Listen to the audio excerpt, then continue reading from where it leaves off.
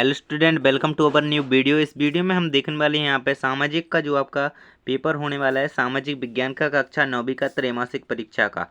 तो चलिए, इसके लिए हम आपके लिए प्रश्न पत्र लेकर के आ चुके हैं, जिसमें सभी प्रश्न आपको मिलने वाले हैं।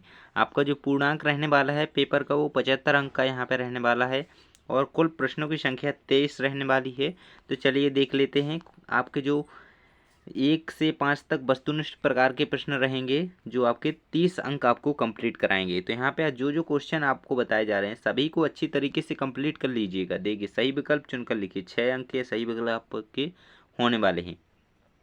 भारत का क्षेत्रफल विश्व के कुल क्षेत्रफल का कितना है? तो यहाँ पे भारत के क्षेत्रफल की बात कर रहा है, विश्व के क्षेत्रफल में कितना है? तो 2.4 इसका आंसर हो जाएगा आपका। विश्व के कुल क्षेत्रफल का भारत है हमारा जो, वो 2.4% है। तो यहाँ पे ए वाला ऑप्शन सही हो जाएगा इसका, 2.4। चलिए अगला क्वेश्चन देख लेते हैं। यहाँ पे सेकंड है आपका, निम्न में से किस नदी को मध्य प्रदेश की जीवन रेखा कहा जाता है? कहाँ की मध्य प्रदेश की जीवन रेखा?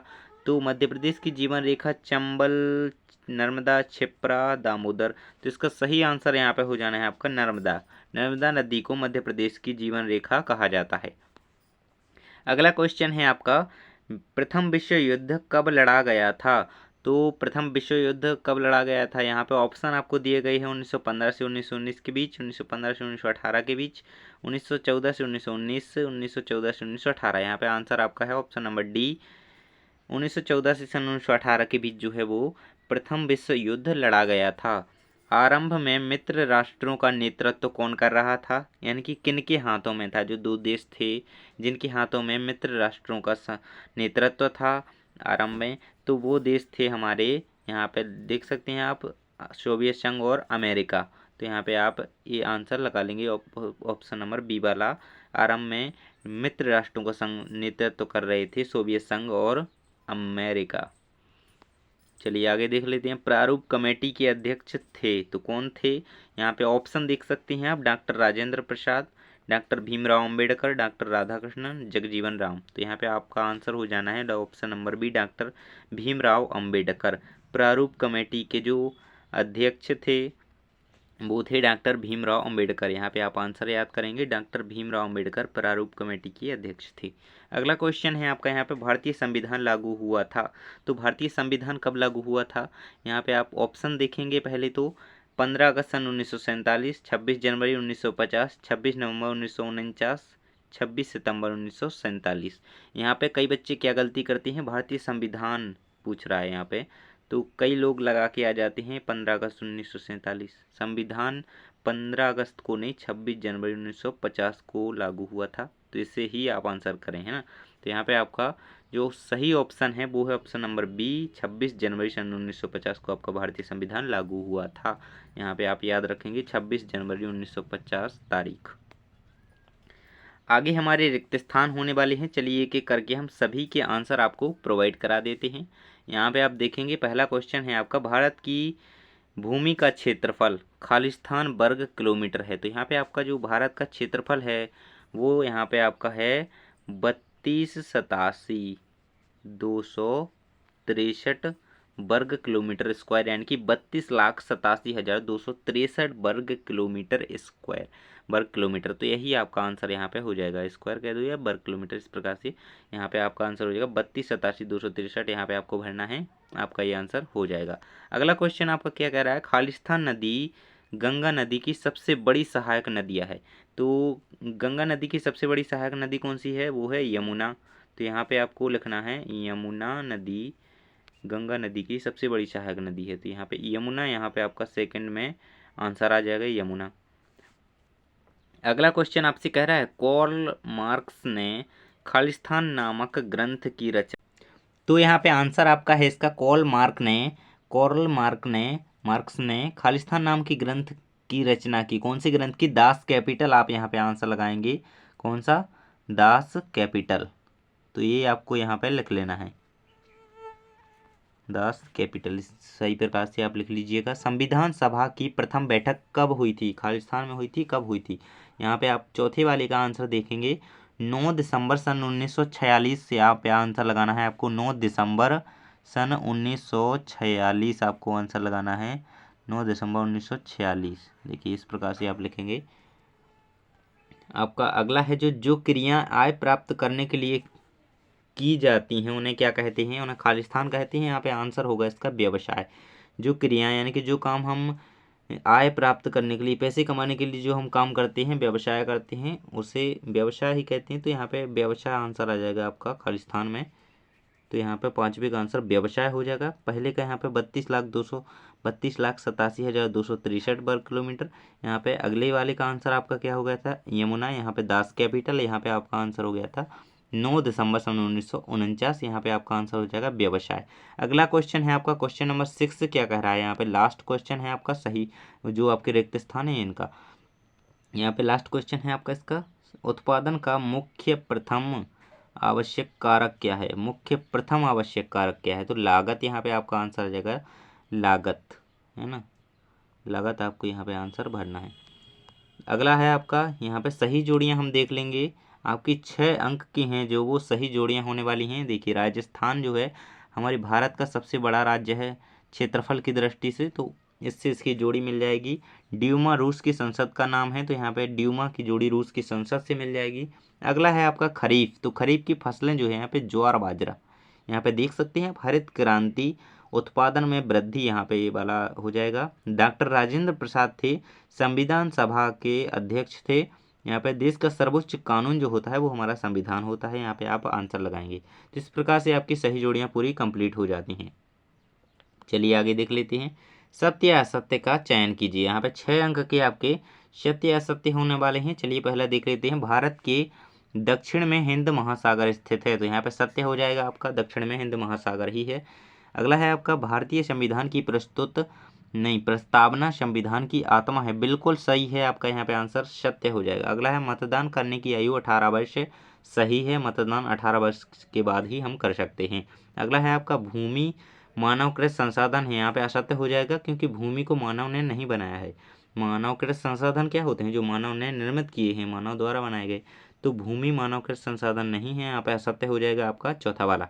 अगला है आपका पांचवा, 6 से 14 वर्ष के स्कूली बच्चों की शिक्षा में सर्व शिक्षा अभियान एक महत्वपूर्ण कदम है। बिल्कुल सही है, यहाँ पे आपका ये पांचवा वाला जो है सही हो जाएगा आपका। शिशु मृत्यु दर से अभिप्राय 1 वर्ष से कम आयु के शिशु की मृत्यु से है, तो यहाँ पे असत्य है आपका, ये आपका असत्य हो जाएगा छठवा वाला। यहाँ पे आप सभी के आंसर याद कर लेंगे। चलिए इसके बाद जो क्वेश्चन है आपके, देखिए यहाँ पे एक वाक्य या शब्द में उत्तर लिखिए। तो यहाँ पे सभी के आंसर देखेंगे हम। 6 अंक के आपके होने वाले हैं ये, एक वाक्य शब्द में उत्तर। हीराकुंड बांध किस नदी पर बनाया गया है? तो यहाँ पे हीराकुंड बांध जो है वो महानदी पे बनाया गया है। आप इसे याद रखेंगे, महानदी, है ना। महानदी पे यहाँ पे हीराकुंड बांध को निर्मित किया गया है, इसे जरूर याद रखेंगे। इसके बाद हम अगला क्वेश्चन देख लेते हैं आपका, धर्मनिरपेक्षता से क्या आशय है? धर्मनिरपेक्षता का अर्थ आपको पूछ रहा है। यहाँ पे आपको धर्मनिरपेक्षता का अर्थ इस प्रकार से बताना है, मैं आपको बोल देता हूँ। धर्मनिरपेक्षता एक ऐसी विचारधारा है जो कहती है कि धर्म को किसी देश की सामान्य सामाजिक और राजनीतिक गतिविधियों में शामिल नहीं किया जाना चाहिए। यही धर्मनिरपेक्षता है, यानी कि किसी भी रूप से गतिविधियां जो होती हैं, राजनीतिक सामाजिक जो गतिविधियां अलग अलग होती हैं, उनमें धर्म को इन्वॉल्व नहीं किया जाना चाहिए, शामिल नहीं किया जाना चाहिए। इसे ही धर्मनिरपेक्षता कहते हैं। तो इस प्रकार से आप इसका आंसर लिख सकते हैं। अगला है आपका, लोकसभा के सदस्य को क्या कहा जाता है? तो लोकसभा के सदस्यों को सांसद कहा जाता है, सांसद। देखिए यहाँ पे ये आंसर रहा आपका सांसद। अगला क्वेश्चन है आपका, पालमपुर की एक गैर कृषि क्रिया का नाम लिखिए। तो पालमपुर की एक गैर कृषि क्रिया का नाम पशुपालन आप लिख सकते हैं। यहाँ पे आपका आंसर पशुपालन हो जाएगा। अगला है, वयस्क मताधिकार क्या है? हर व्यक्ति को जो है 18 वर्ष से ऊपर के जो व्यक्ति हैं, महिला या पुरुष जो भी हैं, उनको 18 वर्ष से ऊपर है, उनको मतदान करने का अधिकार प्राप्त होता है। इसे ही मताधिकार या वयस्क मताधिकार कहा जाता है। यहाँ पे आंसर आप याद कर लेंगे कि 18 वर्ष से अधिक के जो युवक युवती होते हैं उन्हें मतदान देने का अधिकार प्राप्त होता है, इसे ही मताधिकार कहते हैं। अगला है आपका 6 नंबर पे, भारत के स्थलीय पड़ोसी देशों की संख्या कितनी है? तो यहाँ पे संख्या लिखनी है आपको। आप उनके नाम एक एक करके लिखते जाएंगे। 7 संख्या आप यहाँ पे लिख देंगे। नाम देखिए, चीन, पाकिस्तान, भूटान, नेपाल, बांग्लादेश, म्यांमार, अफगानिस्तान। इस प्रकार से आप भारत के जो स्थलीय पड़ोसी देश हैं उनकी संख्या और नाम भी साथ में लिख सकते हैं, तो बेटर रहेगा। चलिए इसके बाद हम देख लेते हैं 2 अंकीय क्वेश्चन। आपके यहाँ पे अगला क्वेश्चन क्या कह रहा है, भारत के केंद्र शासित प्रदेशों के नाम लिखिए। 2 अंकीय क्वेश्चन है आपका, यहाँ पे देख सकते हैं आप। भारत के केंद्र शासित प्रदेशों के नाम आपको लिखना है, तो आप लिख सकते हैं। इसका 6वें का क्वेश्चन का आंसर मैं आपको बता देता हूँ। दिल्ली, लक्षद्वीप, अंडमान निकोबार द्वीप समूह, दीव दमन, दादर नगर हवेली, और आपके जो भी जो केंद्र शासित प्रदेश हैं सभी के नाम आपको यहाँ पर लिख देना है ना। तो इस प्रकार से आपके इतने पुडुचेरी हो जाएगा एक आपका, यहाँ पे देखिए फिर से देख लेते हैं। दिल्ली हो जाएगा एक, तो एक अंडमान निकोबार द्वीप समूह हो जाएगा, दादर नगर हवेली, चंडीगढ़ हो जाएगा आपका, पुडुचेरी हो जाएगा और लक्षद्वीप हो जाएगा। इस प्रकार से आप सभी के नाम लिख सकते हैं। अगला है आपका अथवा में इसी का क्वेश्चन पूछ रहा है, कर्क रेखा भारत के कौन कौन से राज्यों से होकर के गुजरती है, नाम लिखिए। तो भारत के कुल 7 राज्यों से जो है वो कर्क रेखा हमारी गुजरती है कुछ इस प्रकार से। तो कर्क रेखा गुजरात से गुजरती है, मध्य प्रदेश से गुजरती है, पश्चिम बंगाल से, छत्तीसगढ़ से और त्रिपुरा और जो मिजोरम होता है वहाँ से भी गुजरती है हमारी कर्क रेखा। तो यहाँ पे कुछ इस प्रकार से आप राज्यों के नाम लिख सकते हैं, गुजरात, मध्य प्रदेश, छत्तीसगढ़ और त्रिपुरा, पश्चिम बंगाल, मिजोरम। तो इस प्रकार आप नाम लिख सकते हैं सभी राज्यों के जिन जिन से कर्क रेखा होकर के गुजरती है। अगला है आपका 2 अंकीय क्वेश्चन ही है अगला, देखिए यहाँ पे देख सकते हैं आप, भारत के पड़ोसी देशों के नाम लिखिए। तो यहाँ पे आपसे भारत के स्थलीय पड़ोसी देशों के नाम पूछ रहा था, संख्या पूछ रहा था। यहाँ पे आपको भारत के पड़ोसी देश जो जो भी हैं, श्रीलंका को भी इसमें हम ले सकते हैं क्योंकि स्थलीय या इसमें ये नहीं पूछ रहा है कि कौन से है ना, जो पड़ोसी हैं जो साइड में हैं उनके नाम ही बताने हैं। तो यहाँ पे आप लिख देंगे चीन, पाकिस्तान, भूटान, नेपाल, श्रीलंका, बांग्लादेश, म्यांमार, मालदीव, अफगानिस्तान। इस प्रकार से आप भारत के पड़ोसी देशों के नाम लिख सकते हैं। इसके अथवा वाला क्वेश्चन देख लेते हैं हम यहाँ पे।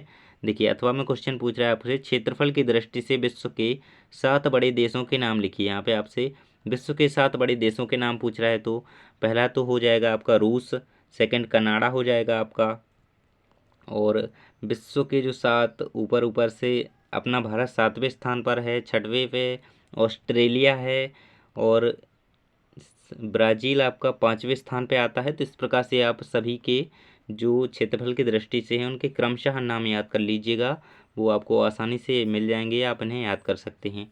अगला क्वेश्चन है आपका यहाँ पे, फ्रांस की क्रांति की शुरुआत किन परिस्थितियों में हो, कोई 2 बिंदु लिखिए।